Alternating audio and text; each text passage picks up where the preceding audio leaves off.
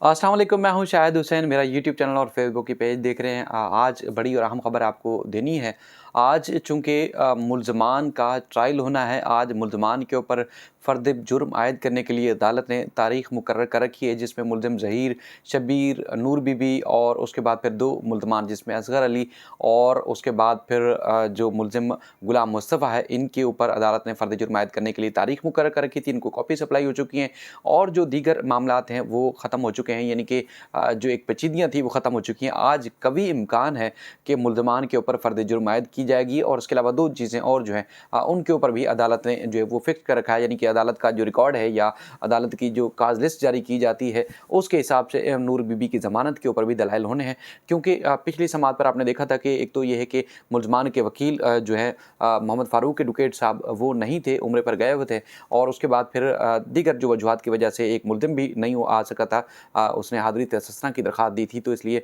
कार्रवाई नहीं हो सकी थी। लेकिन अब जो है आज जो है वो 6 मई के लिए केस समाअत के लिए मुकर्रर किया गया था और इस दिन को जो है अदालत ने जो है वो मुकर्रर किया है कि मुल्ज़मान के ऊपर फ़र्द जुर्म आयद होनी है। लेकिन इससे भी बड़ी बात, इससे भी ज़्यादा अहम और ख़ास बात ये है कि ज़हरा काज़मी का आपको याद है कि फैमिली कोर्ट में बाकायदा तौर पर दावा दायर किया गया था, जिसमें तमाम वो हक़ाइक़, तमाम वो शवाहिद, तमाम वो सूरत हाल जिसमें निकाह मुबैना तौर पर और जिस तरह मन घड़त और झूठा और दबाव डालकर जो है वो पढ़ाया गया, उस हवाले से बच्ची ने तमाम फैक्ट्स अदालत के सामने रख दिए थे और उसके बाद फिर जो उसके पर बीती वो सारी सूरत-हाल अदालत ने रख दी थी, अदालत के सामने रख दी थी बच्ची ने। अब दोनों मामलात, यानी कि बच्ची की मुस्तकिल हवालगी माँ-बाप के और उसके बाद फिर निकाह गैर कानूनी है, उसको किसी सूरत भी तस्लीम नहीं किया जाना चाहिए था, यानी कि तकज़ीब निकाह के हवाले से बच्ची ने जो केस फ़ाइल किया था, अब उन दोनों को यकजा किया जा चुका है। उसमें नोटिस जारी किए जा चुके हैं। मुल्ज़मान के जो वकील हैं ज़हीर के, वो गुज़श्ता समाअत पर उन्होंने टाइम लिया था कि अगली समाअत पर हम वकालतनामा साइन करेंगे और वकालतनामा साइन करवाने के बाद जो है अदालत में जमा कराया जाएगा और उसके बाद फिर ये नकूल ली जाएँगी और उसके बाद फिर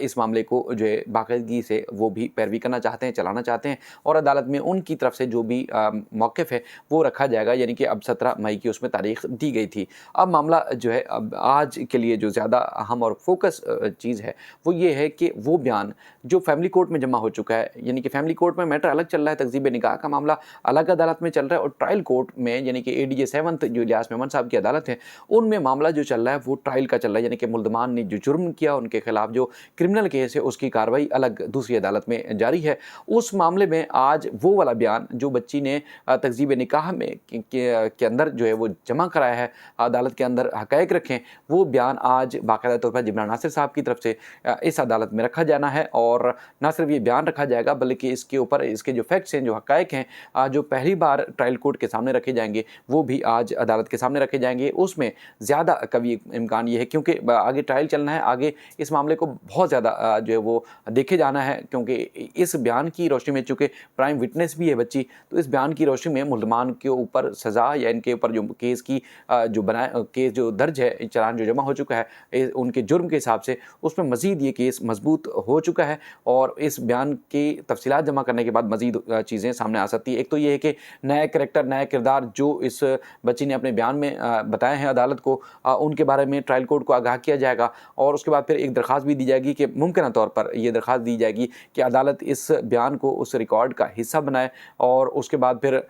मुल्ज़मान जो दीगर हैं उनको भी अदालत अपने नोटिस पे लाए और मुमकिन तौर पर 164 के बयान के लिए भी अदालत से रजू किया जा सकता है कि बच्ची का जो है वो 164 का बयान रिकॉर्ड कराया जाए, ताकि जो बच्ची अदालत के सामने, जज के सामने कहना चाहती है, बताना चाहती है, वो सारी चीज़ें भी अदालत के रिकॉर्ड के ऊपर आ जाए। क्योंकि जब ट्रायल होगा, ट्रायल में बच्ची का 161 का बयान जो पुलिस को दिया था, 164 के बयानात और दीगर जो मामलात हैं, यानी कि high court, trial court, judicial magistrate के सामने जो बयान हुए थे, लाहौर की अदालतों में जो बयान हुए थे, वो भी मुल्ज़मान की तरफ से यकीनी तौर पर सामने रखे जाएँगे। तो उस तनाज़ुर में बच्ची का 164 का बयान या ये फैमिली कोर्ट का जो बयान है, ये इंतहाई अहमियत का हामिल होगा, क्योंकि बच्ची का ये मानना है कि मुल्ज़मान ने खौफ में डालकर, दबाव में डालकर, खौफज़दा और इंतहाई धमकाने और प्रेशर में डालकर ये उनसे बयानात दिलवाए थे और वो खौफ की वजह से मुल्ज़मान जिस तरह वो कहते गए, वो उस तरह अमल दरामद करती गई।